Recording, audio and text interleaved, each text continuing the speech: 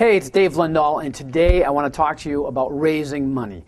You know, it doesn't matter if you start out broke like I did and have no money, or you have a bunch of money. In order for you to grow your business to any size whatsoever, you're going to need private money to help you fund your deals. When I first started, I was getting private money from local hard money lenders. They were actually giving me money at 18% interest.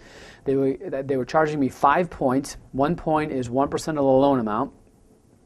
But they were giving me 100% financing on the deal. And that worked out really well because I couldn't go to a bank. I didn't have great credit. I didn't have any income coming in. I was a broke, struggling landscaper at the time. And I relied on the hard money to go out and get my deals. Now, of course, the deal had to be a very good deal for the hard money lenders to be able to want to give me this money, 100% financing. I had to buy it at 65 cents on the dollar. But you know what? I found that there were deals out there that met that criteria. And there were hard money lenders that would give me the money. And after I bought my fourth deal at 18% interest, I had enough cash flow coming in. Now remember, we only buy it if it cash flows properly.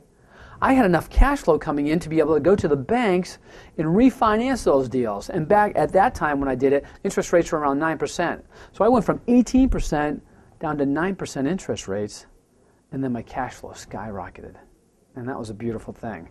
So I used hard money for that, and then I started learning about private money, and I started getting private money investors to fund my deals. Private money investors are anybody that will give you between $50,000 and $5 million to put into your deals, so you don't have to take any money out.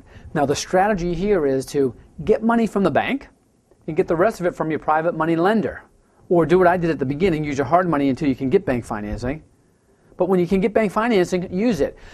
I've heard people, and I've sat in audiences where I've heard the guy up on stage has said, whatever you do, don't sign for a bank loan.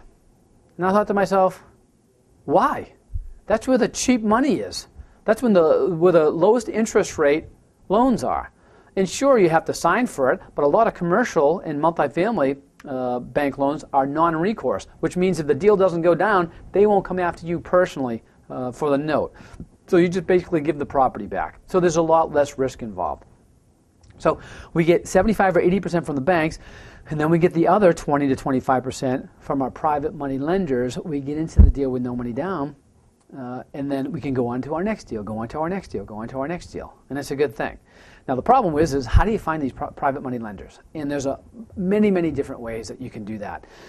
There's what I call association, and I'll explain that to you at another time, but association is a very, very powerful way, meaning you associate where the people that have the money associate. And I've got some very powerful techniques to do that.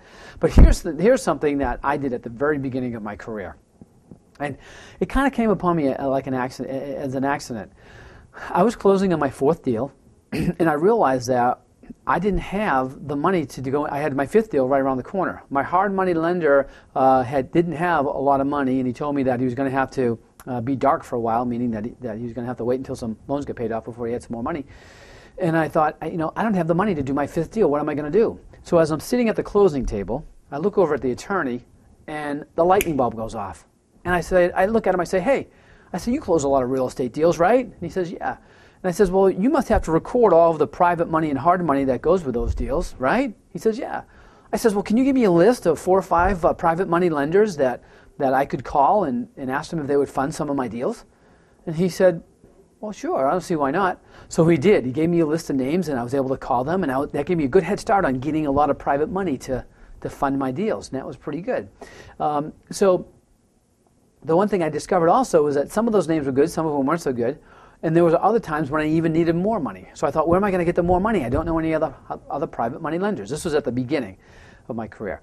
So I thought, I'm going to call the local banks. I'm going to find out who the real estate attorneys are. Then I'm going to call those real estate attorneys, and I'm going to ask them if they can give me referrals. And that's what I did. I did that too, and I started getting private money coming in. So that's just one way to get private money coming in. I've got many, many different ways to share with you because you know what?